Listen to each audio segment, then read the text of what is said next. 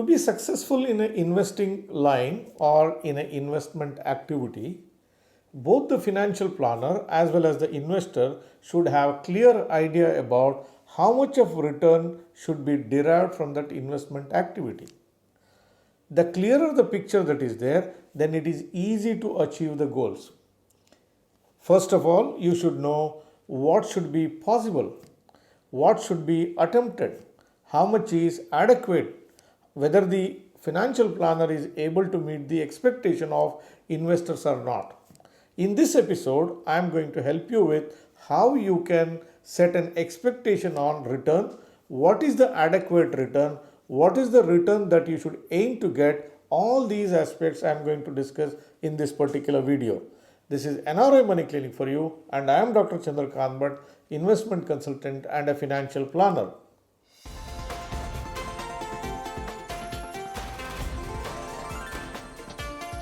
NRI Money Clinic. No hype, just the right advice. When people approach to me for financial planning help or to create investment portfolios for them, one of the questions that I ask them is, what kind of a return you are looking from this investment exercise? The answer that they give me tells me about their expectation. They may have fair expectation, they may have expectations which I cannot deliver, or the client on the other side may not know how to set up the proper expectation. Then we get into a discussion mode. I try to teach them what should be the thing that they should be looking at and how it needs to be addressed, what are the pitfalls we may encounter, and why we should have realistic expectations about the possible returns. Before we try to find what is the right return to get from an investment activity, let us first understand, why do we invest money? What is the purpose of investing the money? In simple words, investing money is with a purpose to get something more than what it is today. Let's say that you have 1000 rupees, it should be more than 1000 rupees next year. It should be more than that a few years down the line. The purpose of investing is to get something more. But that does not tell you the full story. There is something which is happening in between. For example, whatever the 1000 rupees is worth today, the year next, its value get eroded because there is a rise in prices. The rise in prices is known as inflation. Inflation brings down the value of money. The amount of money that you have gets erosion of its value because of rise in prices. So by investing activity, only when you are able to get more goods and services the year next and sometimes in future, then only we can say your investment activity is successful. Let me explain this with the help of an example. Now let us say that you have 1000 rupees with you. Now you can keep 1000 rupees as it is.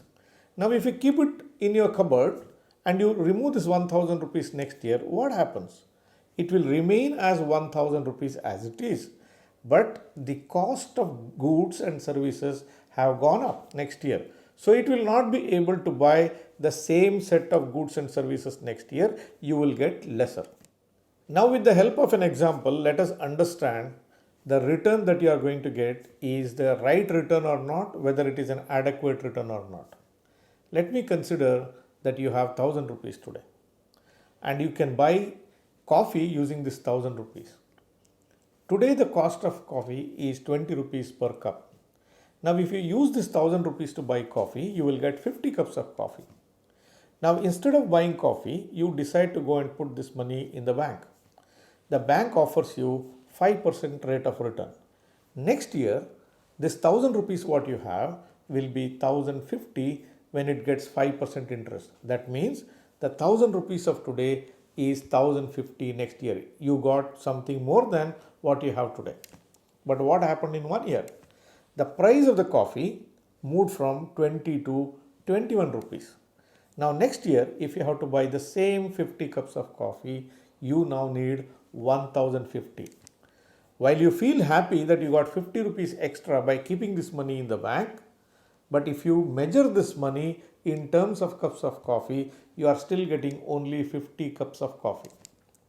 Instead of keeping this money in the bank, you decided to invest somewhere this 1000 rupees this year, and next year you got 10% return.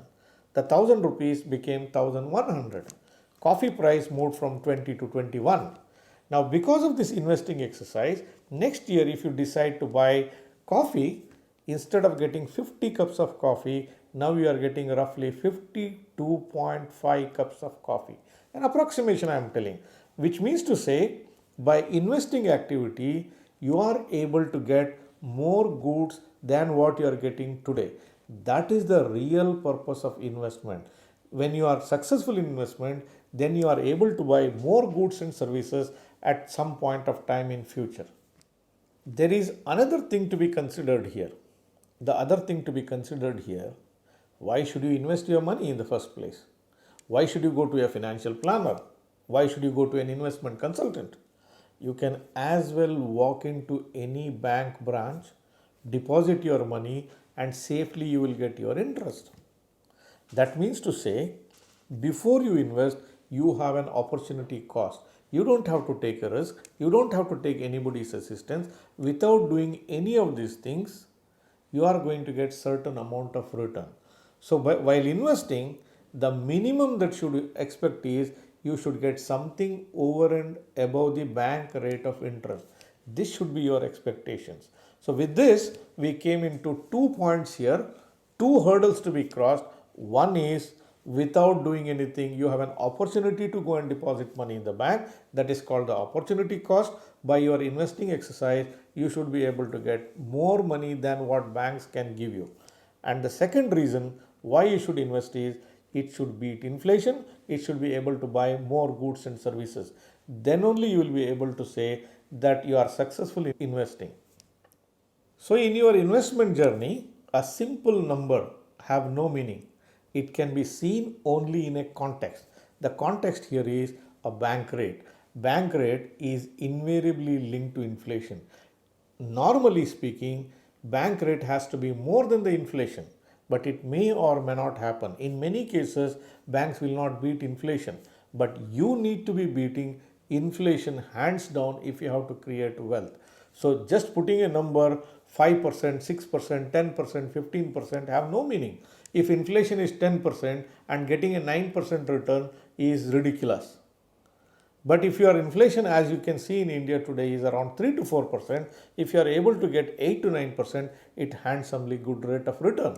Likewise, in case of dollars, the bank FD rate in dollars is close to 0%. So even if you get 2%, 3%, 4% in dollars, it looks to be very, very attractive. So don't put a number without a basis. The basis is the bank rate, basis is the underlying inflation.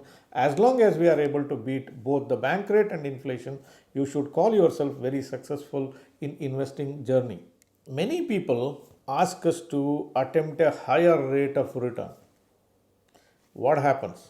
When you try to get a very high rate of return, which is away from the benchmarks that I discussed till now, what happens is it can result in hits and misses. If you are successful, you will create a very high rate of return. But if you are not successful, you may not even beat the benchmarks, and that's not acceptable to us. So therefore, always don't try to maximize your return.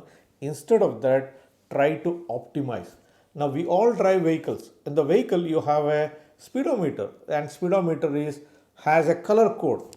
Now the range between 40 to 120 is the green zone. That is where you are supposed to drive. Same is the case in case of investments also. Once you cross the danger zone, 120 kilometers and above, try to attempt a very high rate of return. You are prone for accidents. You may not reach your goal at all. You are under the mercy of events. You are under the mercy of other people as well. So the best thing to follow in an investment exercise to remain in a safe zone, beat bank rate, beat inflation, and make sure that you achieve your results without any difficulty. Dear viewers, if you are looking out for the help of a financial planner to design investment portfolios for you or any aspect of financial planning, my services are available to you. I have shown my contact number here on the screens. You can reach out to me through a WhatsApp message from any part of the world. What is my business model? How do I help people To know this, I had done a video sometime before. I have given a link for this particular video here in the card section. Make sure you check out on this video as well. Dear viewers, if you found this video to be useful to you, please like this video. If you are watching this program for the first time, or if you are yet to subscribe for the channel, please hit the subscribe button and press the bell icon. Don't forget to share this with your friends and relatives. Thank you very much for watching this episode on NRI Money Clinic. I will be back with you with one another episode very soon. Press the bell icon for more details and subscribe our channel.